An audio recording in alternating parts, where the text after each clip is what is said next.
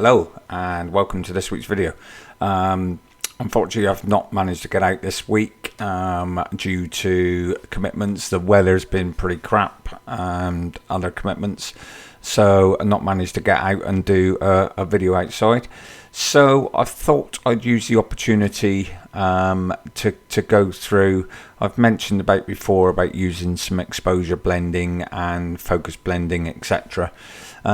Which I've used a few times on some of my coastal shots. So I just thought I'd run through my sort of workflow process and what I do just to make some sort of exposure blending and shot blending, just to make my coastal images in particular look just a little bit more interesting. Okay, so let's get in and have a look.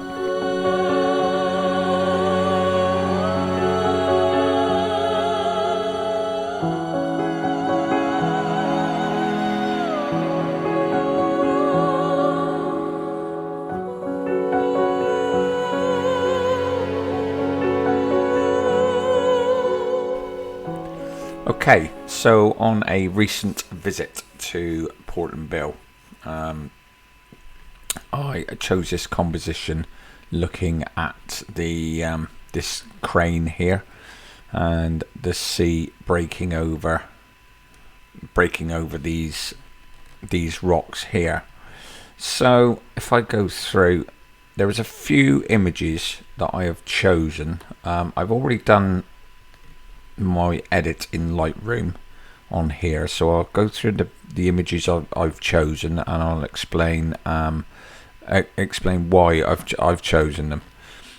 Okay, so from this main image here that I've just done a few slight edits on, which I've increased the temperature slightly just to bring a bit of color in the sky as well, increase the contrast, taking the highlights down slightly to for the sky, increase the shadows slightly for this foreground, and then increase the whites to bring out a bit of detail in the waves, darks to just increase the contrast in this area here, bit of clarity, bit of dehaze. Haven't touched the curves at this point because I'll probably do that in the final image when I've blended, and then also I've increased the saturation in the yellow and the orange just to get a little bit more color in that sky, as well as just bringing back slightly on the hue on the orange and the yellow, just to give it a bit more vibrance, a bit more color. So that's the main image that we've got. Okay, so as well as this main image, I'll just show you the other images that I chose, as well as I chose this image because you've got this wave breaking here in the center. I just got these flagged.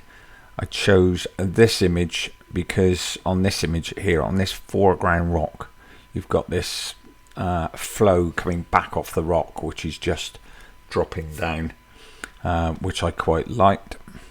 And also the final one, I chose this image because there's a little bit more in the background there. There's a little bit more wave up around that crane. So okay, so with that main image edited, I then selected, using the control key and holding the control key down, I selected the other four or the other three images, so they were then all selected, as you can see by the highlight on those, and then use the sync key, and then by using the sync key it then syncs that setting, comes up and then synchronize, and that synchronizes then that edit across all four, so they all look the same. And then again, with them all selected, I've right clicked and then edit in, and then I've opened as layers in Photoshop. Okay, so here we are with the four selected images loaded in Photoshop. So I'm just going to rename them quickly. So this one we'll call our middle for the middle wave there. And then if I just shut that one off, that is actually the main image there. So that image I'm going to move down to the bottom selection there, which will become more obvious in a minute. So this one now that we're looking at, which is the top one, is this water flow coming off of these rocks. So I'll name that one front. So that is the front image there. So just turn that one off. And then this one is the extra waves that are the back there that I want to just introduce into there as well So we'll now call that one back waves.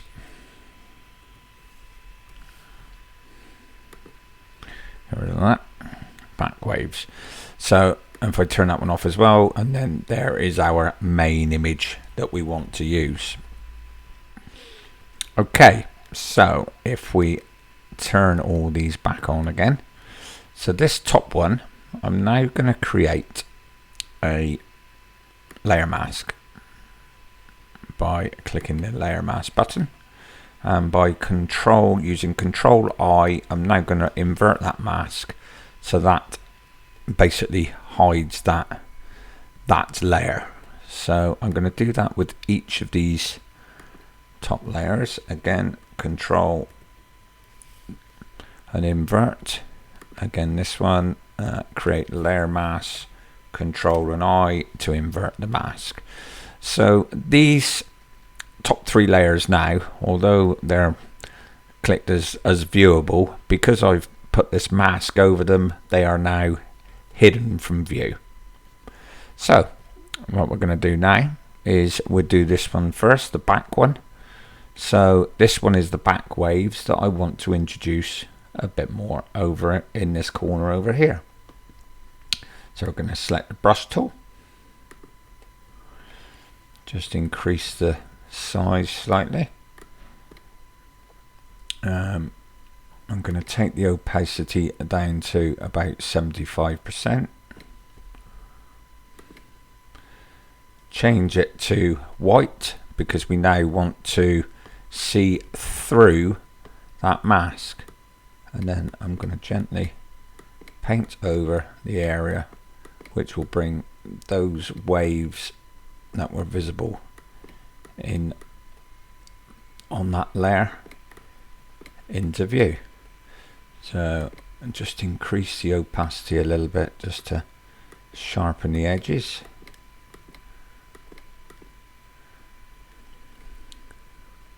And if you do a bit extra that you don't want to do, just click the arrow keys and then you can reverse that.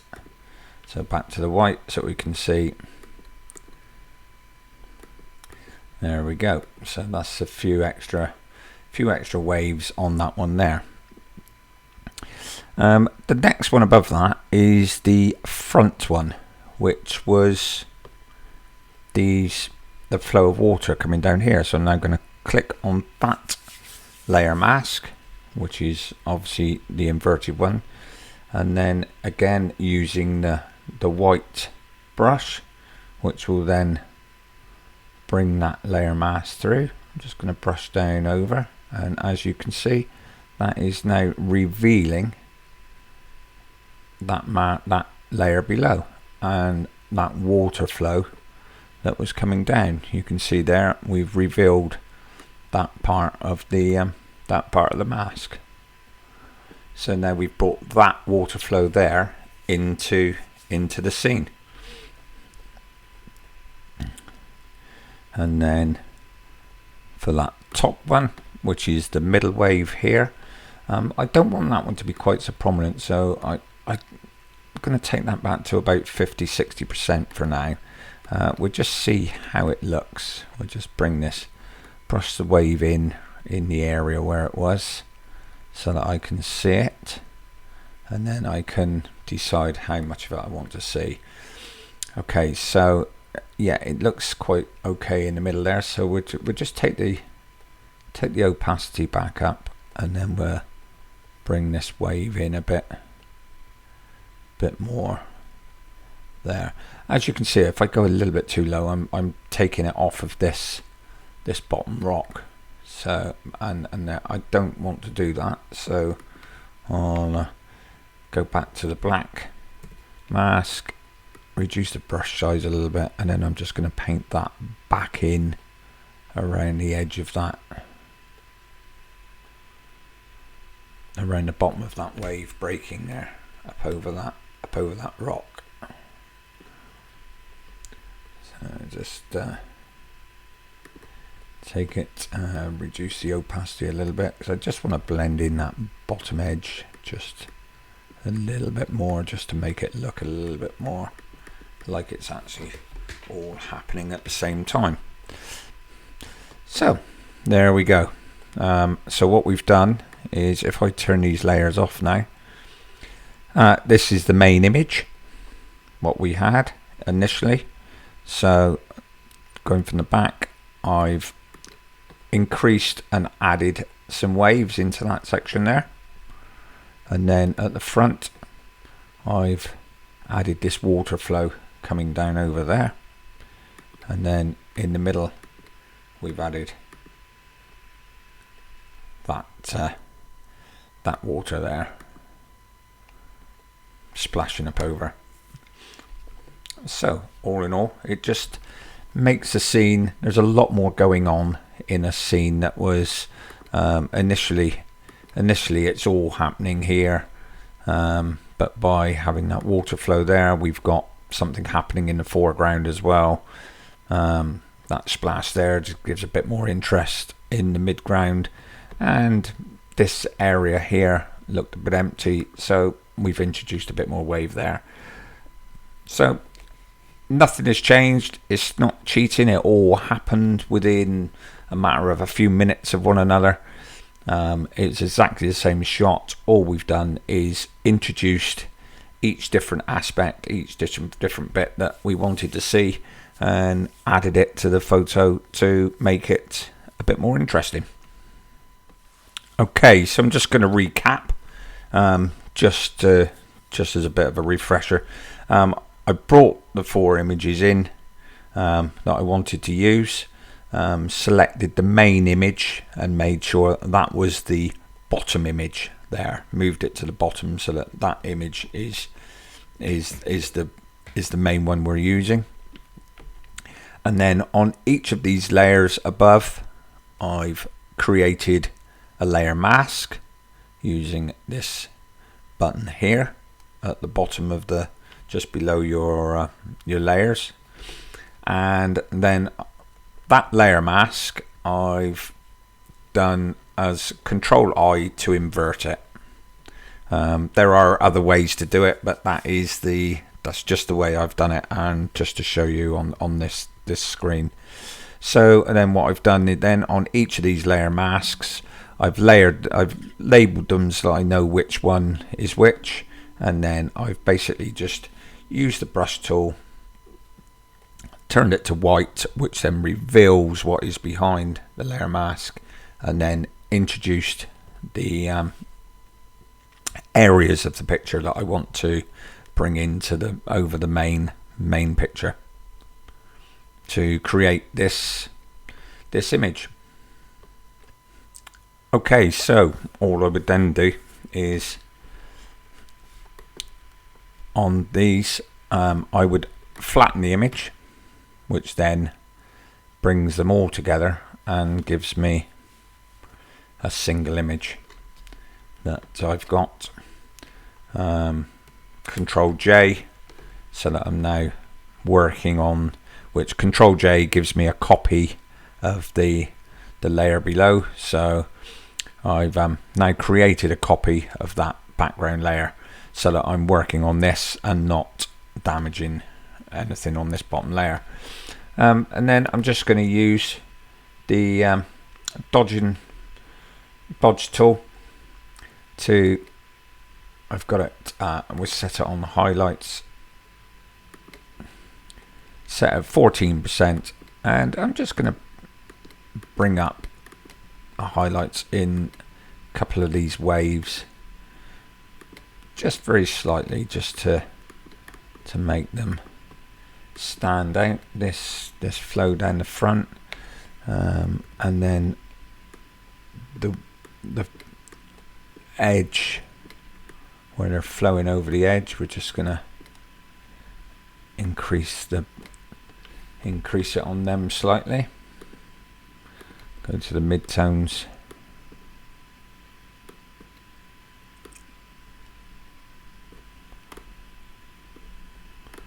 So that is just bringing that. I've got the setting, the exposure set very low, so it's only doing very slight changes back in this back wave as well there.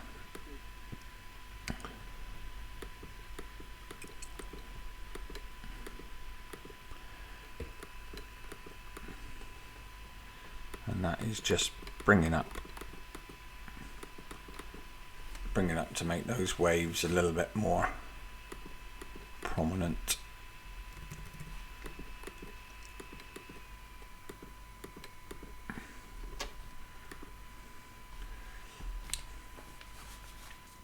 So I probably would do a few more edits, a bit more dodging and burning, just in the waves and different areas before I got to the final image.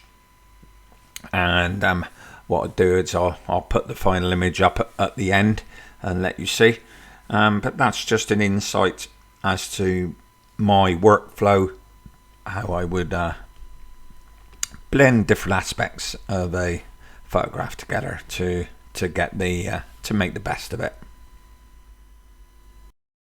So that's the my workflow and how I would blend images together. It's the same principle whether I'm using it for exposure blending or focus stacking. Again, I'm just using the same principle, choosing the main image and then stacking the other, putting the other images in there as well, creating a layer mask and inverting it to hide, and then basically just painting in the areas that I want to introduce into that main image, whether it's the different exposure areas, and then blending it through by using the brush tool. So hopefully you've got something from this. If you've never tried it before, give it a try. It's sometimes people don't do it because they feel it's a bit daunting, but trust me, if I can do it, then anybody can do it. It's really not that bad. I'm really sort of finding my feet around it still. There's still a lot to learn, but at least you got a start point and you can experiment and play. So hopefully you've got something from this. If you have, please hit that subscription button and the notification bell, and please check out some of my other videos. It would be much appreciated. Give the video a thumbs up if this has been any use to you, and drop me a comment down below. It'd be much appreciated. So thanks again for watching, and next time I'll be out again the weekend. The weather looks better and a bit of time hopefully, so hoping to get out and about again the weekend. So until next time, take it easy.